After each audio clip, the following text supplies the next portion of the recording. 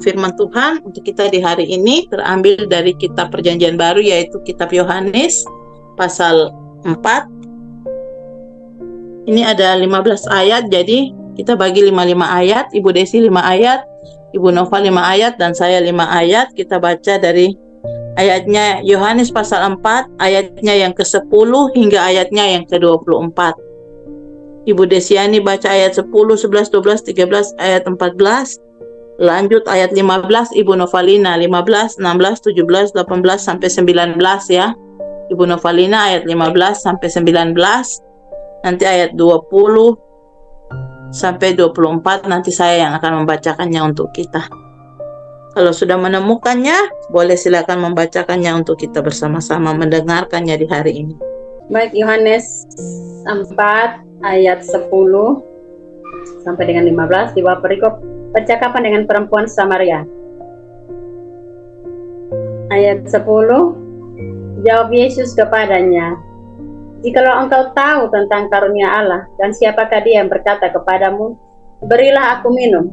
Niscaya engkau telah meminta kepadanya dan ia telah memberikan kepadamu air hidup." Kata perempuan itu kepadanya, "Tuhan, tidakkah engkau memperoleh air hidup itu? Adakah engkau lebih besar daripada bapa kami Yakub yang memberikan semua ini kepada kami dan yang telah minum sendiri dari dalamnya? Sebaliknya, air yang akan kuberikan kepadanya akan menjadi mata air di dalam dirinya yang terus-menerus memancar sampai kepada hidupnya kepadanya. Tuhan, air itu supaya aku tidak haus dan tidak usah datang lagi. Amin. Tetapi barang siapa minum air yang akan kuberikan kepadanya, ia tidak akan haus untuk selama-lamanya. Sebaliknya, air yang akan kuberikan kepadanya akan menjadi mata air di dalam dirinya, yang terus-menerus memancar sampai kepada hidup yang kekal. Kata perempuan itu kepadanya, "Tuhan, berikanlah aku air itu, supaya aku tidak haus dan tidak usah datang lagi ke sini untuk menimba air." Kata Yesus kepadanya, "Pergilah, panggillah suamimu dan datang ke sini." Kata perempuan itu, "Aku tidak mempunyai suami." Kata Yesus kepadanya, "Tepat katamu bahwa engkau tidak mempunyai suami, sebab engkau sudah mempunyai 5 suami dan ada yang sekarang padamu. Bukanlah suamimu, dalam hal ini engkau berkata benar." Kata perempuan itu kepadanya, "Tuhan, nyata sekarang padaku bahwa engkau seorang nabi." Ayat yang ke-20, nenek moyang kami menyembah di atas gunung ini, tetapi kamu katakan bahwa Yerusalemlah tempat orang menyembah. Kata Yesus kepadanya, "Percayalah kepadaku, hai perempuan, saatnya akan tiba bahwa kamu akan menyembah Bapa bukan di gunung ini dan bukan juga di Yerusalem.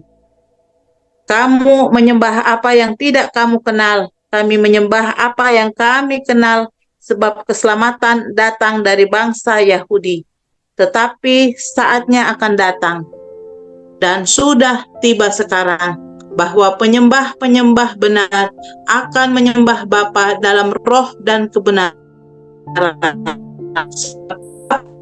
Penyembah demikian."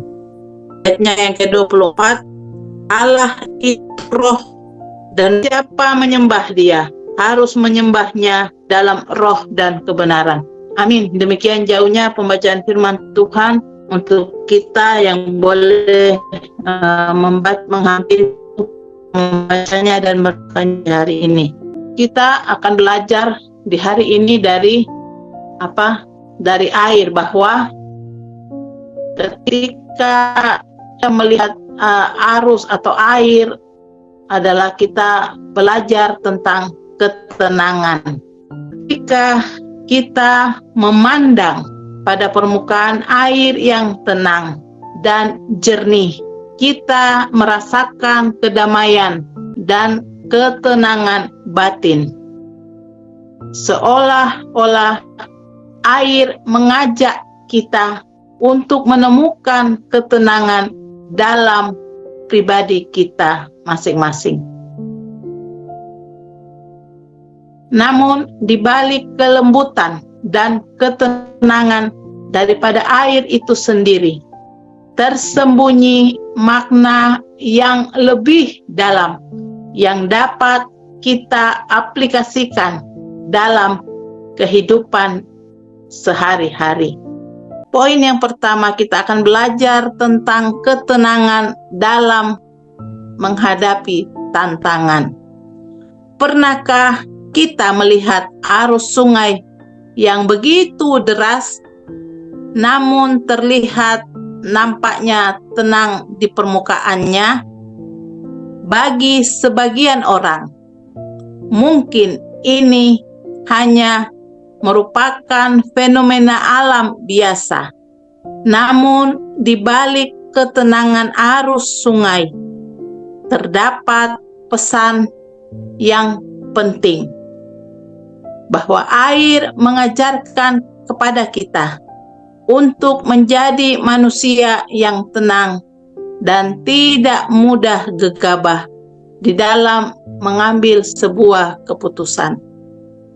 Tenang bukan berarti tidak melakukan apapun, tetapi tetap berproses dan berjuang meraih pencapaian terbaik tanpa banyak bertingkah.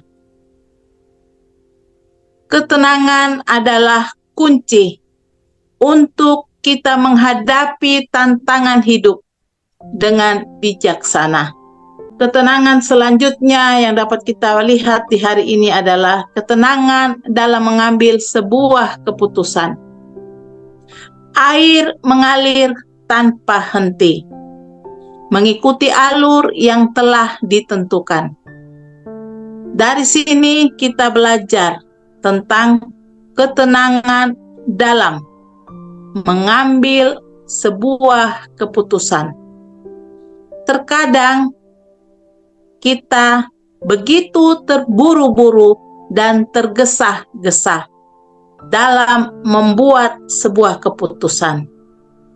Namun, seperti air yang mengalir dengan mantap, kita perlu mempertimbangkan dengan baik sebelum mengambil langkah-langkah selanjutnya.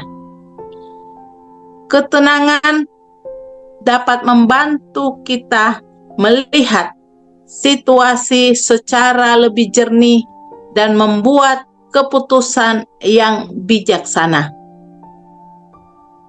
Poin yang selanjutnya, ketenangan dalam hubungan. Air selalu berinteraksi dengan lingkungannya. Ketika air bertemu dengan batu, ia tidak marah atau tergesa-gesa. Sebaliknya, air mengalir dengan lembut, mengelilingi bebatuan. Dari sini kita belajar tentang ketenangan dalam hubungan dengan orang lain. Terkadang kita terlalu emosional dan cepat marah. Namun, seperti air yang mengalir dengan lembut mengelilingi rintangan atau bebatuan, kita perlu belajar mengendalikan emosi dan memperlakukan orang lain dengan lembut.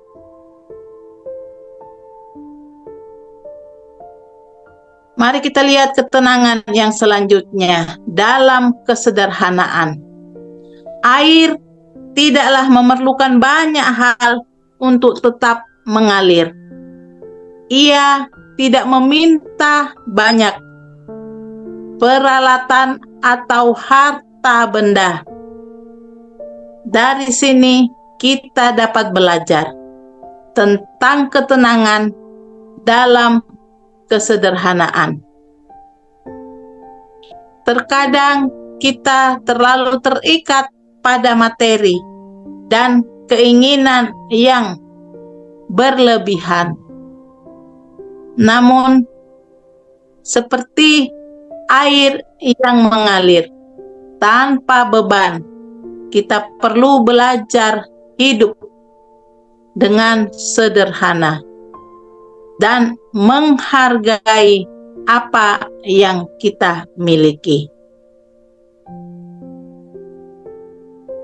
Ketenangan selanjutnya dalam kepercayaan. Air selalu mengalir menuju pada tujuannya tanpa ragu. Ia percaya pada jalannya sendiri. Dari sini kita belajar tentang ketenangan dalam sebuah kepercayaan. Terkadang kita merasa ragu dan merasa khawatir tentang masa depan. Namun, seperti air yang mengalir dengan yakin, kita perlu belajar mempercayai rencana Tuhan dan menghadapi hidup dengan ketenangan. Di dalam renungan di hari ini, kita diajak untuk belajar dari ayat tentang arti ketenangan.